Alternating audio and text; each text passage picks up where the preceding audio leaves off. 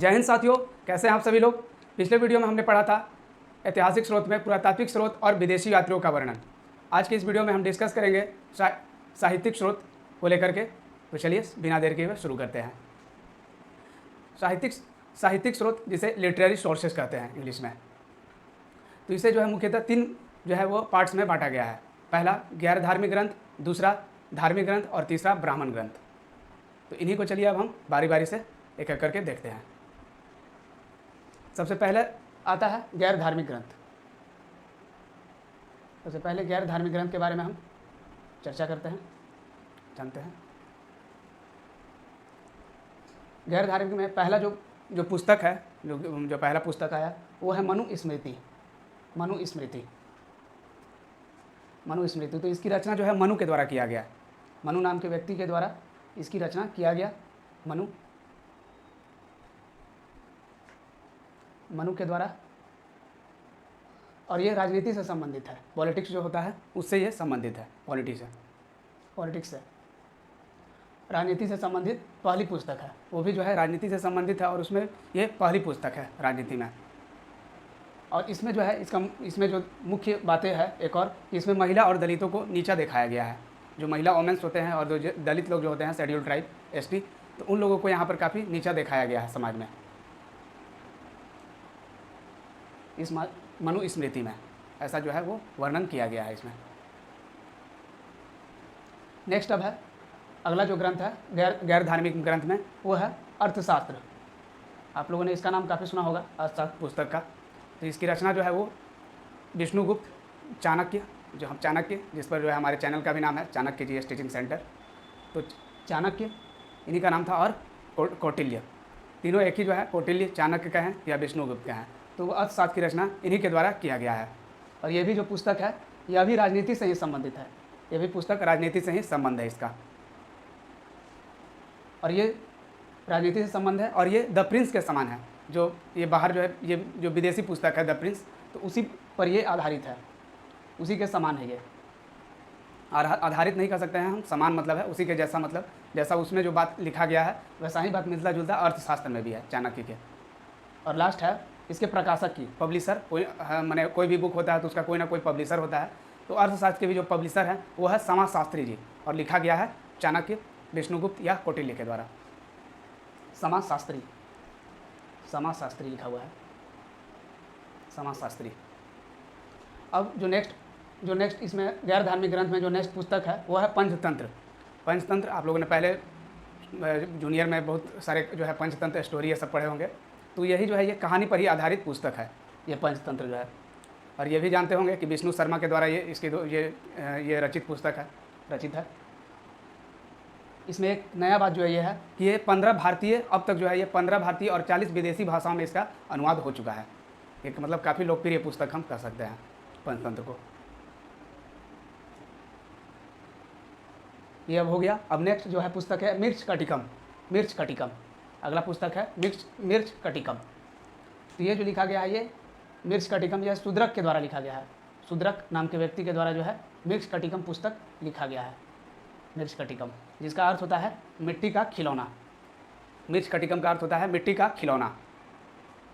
इसकी कोई और मुख्य बातें नहीं है, बस इसमें हमें यही याद रखना है कि इस मिर्चकटिकम जो पुस्तक है शूद्रक के द्वारा लिखा गया है। और इसका अर्थ अगर पूछ दे एग्ज़ाम में तो इसका अर्थ जो होता है मिर्चकटिकम का मिट्टी का खिलौना। क्वेश्चन जो है आपके एग्जाम में जो है बनते हैं इसी तरह से, जैसे दे देगा मैच करने को लेकर के दे देगा पुस्तक का नाम और इधर लेखक रहेगा, किसके द्वारा लिखा गया है, इस तरह से मिलाने वाला रहेगा। या डायरेक्ट भी क्वेश्चन हो सकता है कि जो अर्थशास्त्र पुस्तक है वो किसके द्वारा जो है वो रचित है। ऑप्शन दे देगा आपका, ऑप्शन में नाम रहेगा अलग अलग, तो उसमें से हम काफ़ी आसानी से जब ये पढ़ लेंगे तो आसानी से हम बता सकते हैं। यही दो तरह के क्वेश्चन जो है एग्जाम में बनते हैं। चलिए अब आगे बढ़ते हैं। नेक्स्ट जो अगला पुस्तक है वो है राजतरंगिनी। तो ये जो है पुस्तक वो कलहन के द्वारा लिखा गया है, कलहन के द्वारा। और ये जो है वो मुख्यतः कश्मीर के इतिहास पर है। ये मुख्यतः कश्मीर के इतिहास पर जो है ये आधारित है, जो राजतरंगिनी पुस्तक है कलहन के द्वारा। अब लास्ट जो पुस्तक है हमारा गैर धार्मिक ग्रंथ में वो है कादम्बरी तथा हस्तचरित्र। जो है एक ही पुस्तक है, कादम्बरी तथा हस्तचरित्र। तो ये बाण भट्ट जी के द्वारा ये लिखा गया है बस। और इसमें कुछ और बात नहीं है, बस यही याद रखेंगे कादम्बरी तथा हस्तचरित्र जो ये पुस्तक है वो बाणभट्ट के द्वारा लिखा गया है। तो यहीं पर गैर धार्मिक ग्रंथ कंप्लीट होता है हमारा। अब आगे बढ़ते हैं धार्मिक ग्रंथ की ओर, जो दूसरा हमारा साहित्यिक स्रोत में है धार्मिक ग्रंथ। तो धार्मिक ग्रंथ में आते हैं, तो धार्मिक ग्रंथ में पहला जो है वो पहला आता है धार्मिक ग्रंथ में जैन ग्रंथ और दूसरा बौद्ध ग्रंथ। धार्मिक ग्रंथ में पहला है जैन ग्रंथ और दूसरा बौद्ध ग्रंथ, यही पढ़ना है हमें, जैन ग्रंथ और बौद्ध ग्रंथ। चलिए तो जानते हैं पहले जैन ग्रंथ में, तो इसके अंतर्गत जो है वो आगम पुस्तक का ही नाम है। जैन धर्म की प्राचीन पुस्तक है ये, सबसे पुराना जैन धर्म का पुस्तक अगर कहा जाता है तो आगम को ही कहा जाता है, आगम। तो ये जैन धर्म का प्राचीन पुस्तक हो गया। तो इसके अंतर्गत आगम, आचरण सूत्र, कल्प सूत्र और भागवती सूत्र आते हैं इसके अंतर्गत में, जैन ग्रंथ के अंतर्गत में। और जबकि हम बौद्ध ग्रंथ की बात करें तो ये जो है वो सबसे पवित्र बौद्ध ग्रंथ में देखते हैं, सबसे पवित्र बौद्ध ग्रंथ जो है वो त्रिपिटक कहा जाता है, जिसमें 3 पुस्तक आते हैं, विनय पिटक, सूत पिटक और अभिधम्म पिटक। विनय पिटक जिसमें प्रवेश की चर्चा है कि प्रवेश कैसे करें, कहीं पर भी अगर हमको करना होगा तो हमको विनय करना होगा प्रवेश अगर करने के लिए, यानी कि मार धार करके किसी के घुस जाए कहीं किसी के घर में, तो हमको सबसे पहले जो है वो विनय, एक अच्छे व्यवहार की ज़रूरत है कहीं पर भी अगर हमको जाना है तो। और दूसरा है सूत पिटक, तो इसे इंसाइक्लोपीडिया कहा गया है। इंसाइक्लोपीडिया, जो इंसाइक्लोपीडिया होता है हमारा जो है माने किसी भी चीज़ के बारे में अगर डिटेल में अगर जानना हो तो हमको इंसाइक्लोपीडिया में जानना होता है। तो यही जो है सूत पिटक इंसाइक्लोपीडिया है बौद्ध ग्रंथ का। और लास्ट है अभिधम्म पिटक, तो इसमें नियम कानून का चर्चा है, जो नियम कानून जितने भी है बौद्ध ग्रंथ में, तो उसका नियम कानून इसी अभिधम्म पिटक में बताया गया है। ये हो गया हमारा धार्मिक ग्रंथ। धार्मिक ग्रंथ में अब दो पॉइंट है, उसको जान लेते हैं इससे रिलेटेड। तो बुद्ध की जीवनी जो है वो ललित विस्तार में है। बुद्ध की जो गौतम बुद्ध का जो जीवनी है वो ललित विस्तार में जो है वो बताया गया है। ललित विस्तार जो है ये रचना है, ये भी तो इसी में बताया गया है बुद्ध की जीवनी के बारे में, जो बायोग्राफी है इनका गौतम बुद्ध का। और सेकंड जो इसमें पॉइंट है, सेकंड जो है वो है बुद्ध की पूर्व जन्म की चर्चा। तो बुद्ध का जो पूर्व जन्म का चर्चा है वो जातक ग्रंथ में जो है वो वर्णित है। जातक ग्रंथ नाम का पुस्तक है, उसमें पूर्व जन्म की भी चर्चा उसमें किया गया है, इनके जन्म के पहले का उसमें जो है सिनारियो दिखाया गया है। तो यहीं पर हमारा धार्मिक ग्रंथ हमने जान लिया। अब लास्ट इसमें है साहित्यिक स्रोत में लास्ट ब्राह्मण ग्रंथ है। अब इसे भी हम लोग अच्छे से जानते हैं ब्राह्मण ग्रंथ को। तो ब्राह्मण ग्रंथ का जो संबंध है वो मुख्य रूप से हिंदू धर्म से है। जिस ग्रंथ का हम ऐसे भी कह सकते हैं कि जिस ग्रंथ का संबंध हिंदू धर्म से हो उसे ही ब्राह्मण ग्रंथ कहा जाता है। तो इसमें जो है वो बहुत सारे जो है ब्राह्मण ग्रंथ में बहुत से जो है वो चीज़ आते हैं, जैसे वेद हो गया, उपवेद हो गया, वेदांग हो गया, आर्यणक हो गया, उपनिषद हो गया और लास्ट महाकाव्य हो गया। ये सब जो है वो हमारे ब्राह्मण ग्रंथ के ही भाग है। तो इन सभी को हम एक एक करके देखते हैं। इसमें फर्स्ट में है वेद। सबसे पहले जानते हैं हम वेद को। तो वेद जो है वेदास, जिसको इंग्लिश में वेदास जो है वो लिखा जाता है वेदास। तो वेद जो है उसकी संख्या 4 है और इसका जो संकलन किया गया है वो किया गया है कृष्णदेवपायस वेद व्यास के द्वारा, जिसको महर्षि वेद व्यास भी जो है वो कहा जाता है। तो इन्हीं के द्वारा जो है ये इसकी जो है वेद की रचना किया गया है, संकलन पूरा जो है एक जगह कलेक्शन किया गया है महर्षि वेद व्यास जी के द्वारा। अब वेद जितने चार वेद हैं तो चारों वेद के बारे में अब हम देखते हैं। सबसे पहला है ऋग्वेद। ये सबसे प्राचीनतम वेद है पूरे वेद में, चारों वेद में ये सबसे प्राचीनतम सबसे पुराना वेद है, जिसमें शूद्र शब्द की चर्चा है। जो शूद्र जो निचले जाति का, जैसे समाज को 4 वर्ग में बांटा गया था, ब्राह्मण, क्षत्रिय, वैश्य और शूद्र, जो सबसे निचला तबका था उसी को शूद्र कहा जाता था। तो यही जो है शूद्र शब्द की चर्चा इसी ऋग्वेद में है, जिसकी तुलना ईरान की पुस्तक जेंदा-वेस्ता से किया जाता है। ईरान की पुस्तक है जेंदा-वेस्ता, ईरान जो हमारा एशियाई देश ही है अभी वर्तमान में, तो इसी से इसका जो है वो तुलना किया जाता है। और नेक्स्ट इसमें जो पॉइंट है ऋग्वेद में, इसमें नेक्स्ट जो पॉइंट है वो है इसमें 10 मंडल है। 10 मंडल है, मंडल मतलब लेसन जैसा होता है, हम लोग का बुक में जैसे लेसन होता है, अध्याय होता है, तो उसी तरह से इसमें 10 मंडल है। 10 मंडल में इसे बांटा गया है। 10 मंडल है और 1028 सूक्तियाँ हैं। 1028 सूक्तियाँ हैं इसमें। सूक्तियाँ मतलब कविता की तरह कह सकते हैं। तो इसमें 1028 जो है वो सूक्तियाँ दोहा जैसे है, दोहा कविता ना करके हम दोहा कहें तो दोहा जैसा है इसमें। और 10,580 मंत्र है। इसमें जो मंत्र की संख्या है वो है 10,580। अब इसमें आगे नेक्स्ट पॉइंट है ऋग्वेद में। ऋग्वेद में जो पहला और 10वां मंडल है वो बाद में आया और सबसे पहले जो है वो 7वां मंडल ही जो है वो बना है। 7वां मंडल ही तैयार इसमें हुआ, जो है तैयार किया गया ऋग्वेद में, और बाद में हमारा जो है पहला और 10वां मंडल जो है वो आया।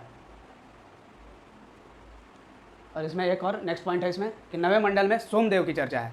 जो सोमदेव जंगल के देवता जो कहे जाते हैं, तो उन्हीं की चर्चा इसमें 9वें मंडल में, ऋग्वेद के 9वें मंडल में किया गया है। और इसमें जो लास्ट मुख्य पॉइंट है ऋग्वेद का, वो कि इसमें गायत्री मंत्र की चर्चा है। गायत्री मंत्र जिसको महामंत्र कहा गया है। 2 ही मंत्र महामंत्र में आते हैं हिंदू धर्म में, एक गायत्री मंत्र और दूसरा महामृत्युंजय मंत्र। तो ये जो है गायत्री मंत्र की चर्चा है, ऋग्वेद में ही है गायत्री मंत्र की चर्चा। ये ऋग्वेद हो गया। अब दूसरा है सामवेद।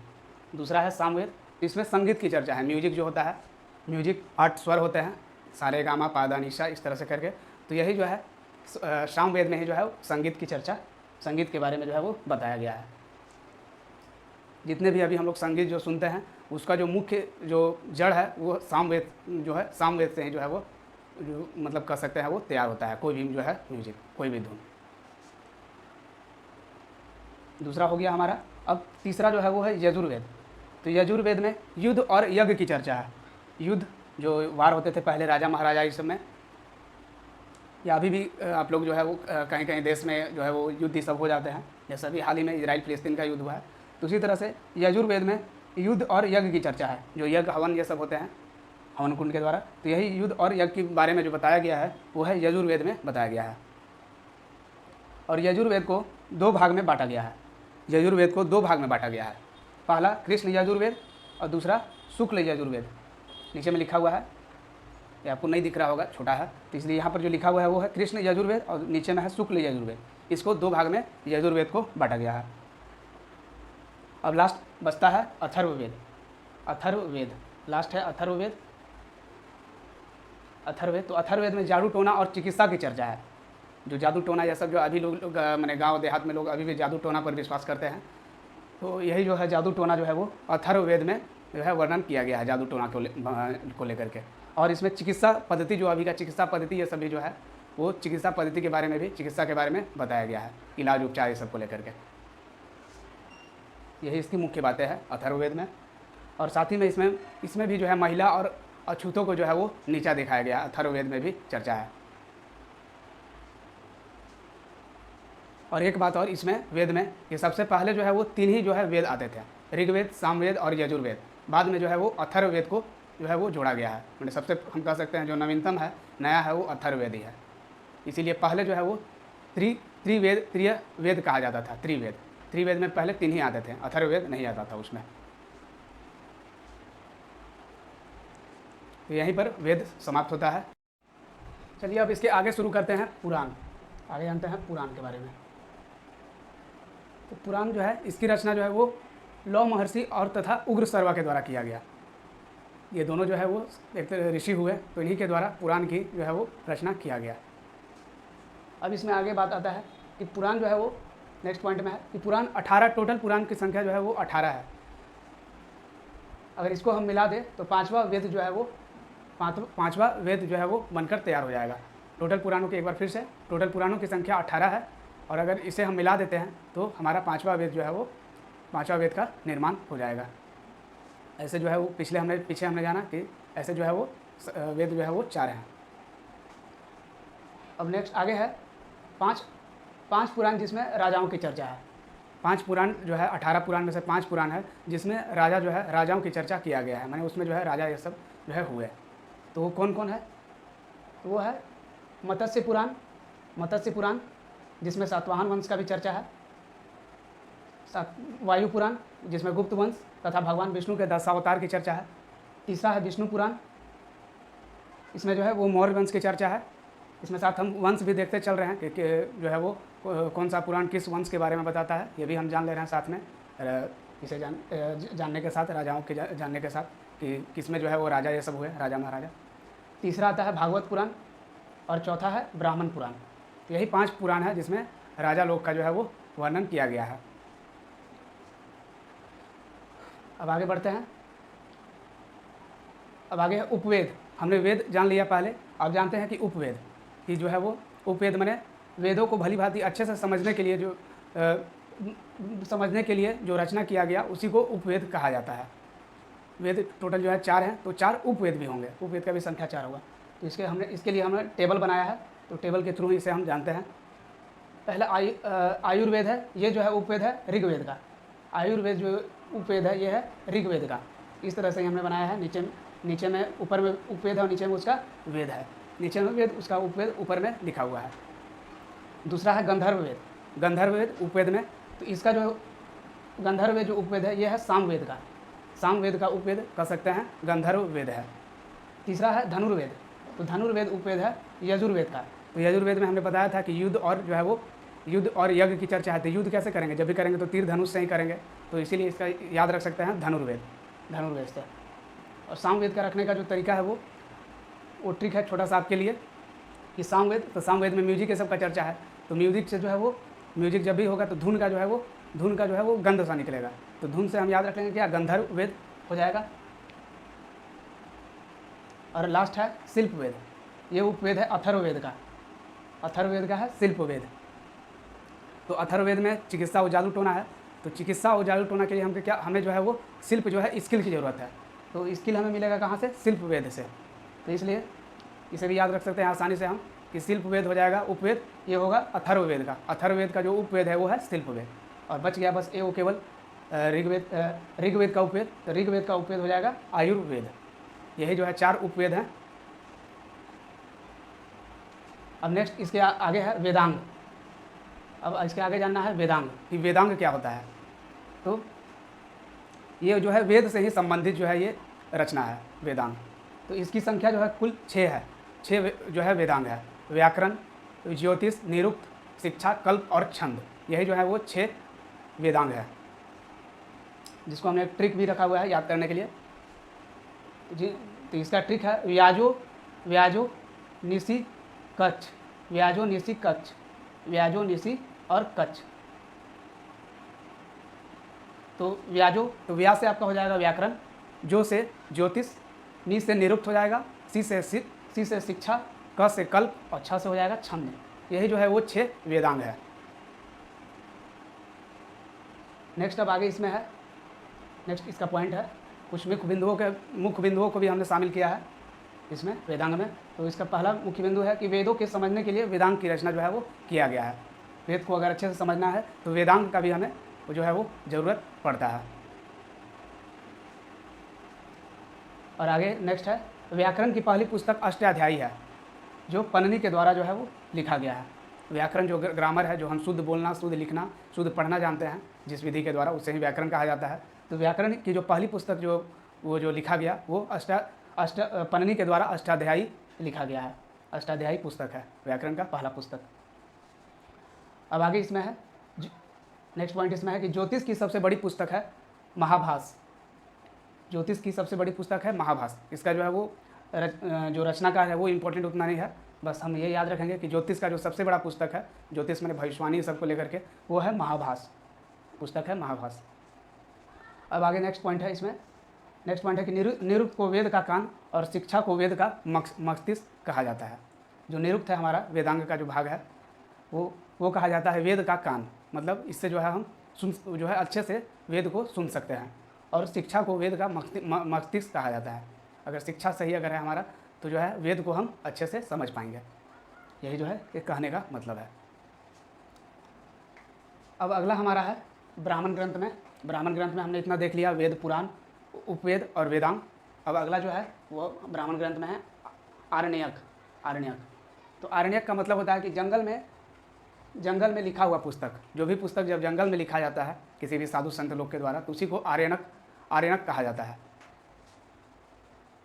और अथर्ववेद का आरण्यक नहीं है। अथर्ववेद को यानी कि अर्थात हम कह सकते हैं कि अथर्ववेद को जो है वो जंगल में, अथर्ववेद का कोई भी जो है आरण्यक जो है वो नहीं है, मतलब इसको जंगल में नहीं लिखा गया है। इसका कोई भी भाग जंगल में नहीं लिखा गया है। बाकी जो तीनों वेद का जो है वो भाग जंगल में कुछ भाग लिखे गए हैं, इसीलिए उनके आरण्यक हैं, जबकि अथर्ववेद के कोई भी आरण्यक नहीं है। अब आगे नेक्स्ट अगला जो है वो ब्राह्मण ग्रंथ में है उपनिषद। तो इसका उपनिषद का मतलब होता है, इसका जो मतलब है कि गुरु के समीप बैठ करके जो है वो शिक्षा ग्रहण करना, यही जो है उपनिषद कहलाता है, जिसकी संख्या कुल 108 है, लेकिन मान्यता जो है सिर्फ 13 को ही मिला है। 13 जो है वही जो है मेन इम्पोर्टेंट है। संख्या 108 और 13 को ही जो है वो मान्यता मिला है। और इसमें जो आगे है गोत्र की चर्चा घालोक उपनिषद में है। जो गोत्र ये सब होता है, साम गोत्र ये सब होता है, साम गोत्र, पुंडरी गोत्र, ये सब बहुत सारे गोत्र अभी होते, मतलब पूजा पाठ ये सब के समय में उपयोग होता है गोत्र का। तो यही जो है गोत्र का जो है वो घालक उपनिषद में चर्चा है गोत्र के बारे में। और जबकि सत्यमेव जयते जो है वो मुंडको उपनिषद से लिया गया है। सत्यमेव जयते, सत्य की ही जीत होती है, और कहा भी जाता है कि सत्य परेशान हो सकता है लेकिन पराजित नहीं।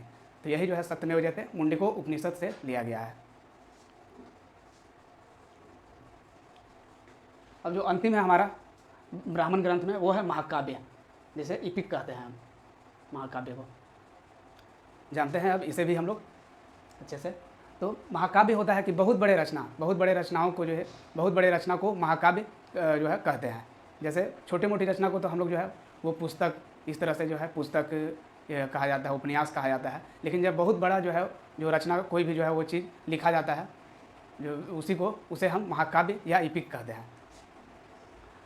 तो जिसकी संख्या 2 है, वर्तमान में अभी भी जो है संख्या महाकाव्य में 2 ही है, पहला रामायण और दूसरा महाभारत।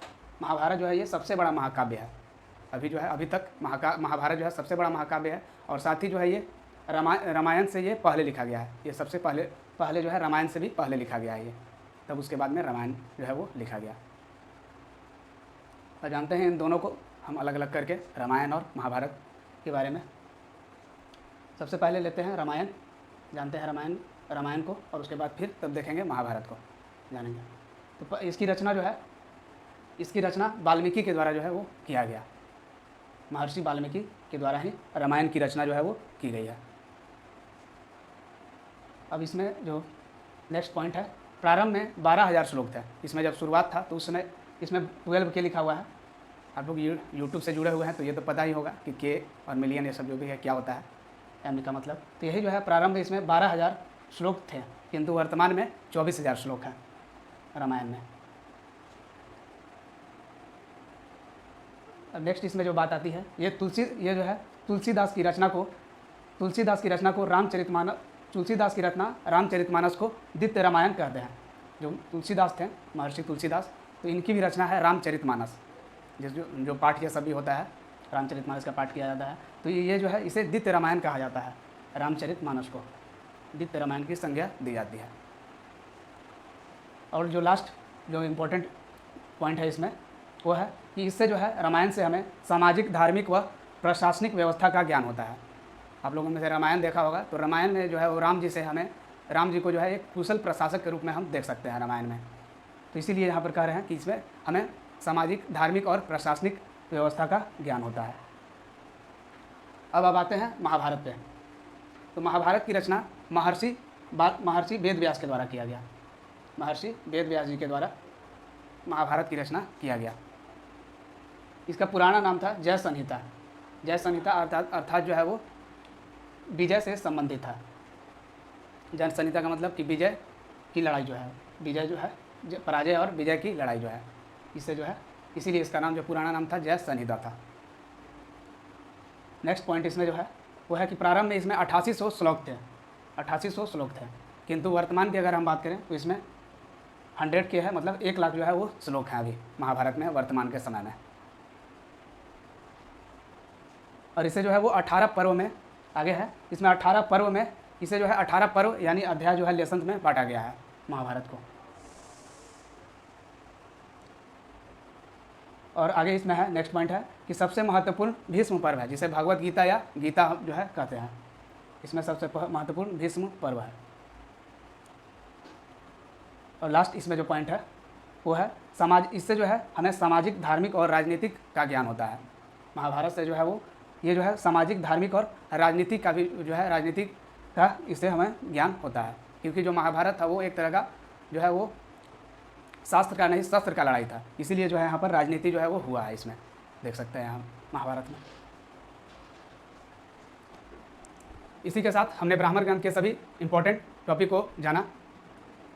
उम्मीद करता हूँ आपको काफ़ी कुछ सीखने को मिला होगा। तो फिर मिलेंगे अब नेक्स्ट वीडियो में, जहाँ हम प्राचीन इतिहास में वैदिक सभ्यता को जानेंगे। तब तक के लिए जय हिंद।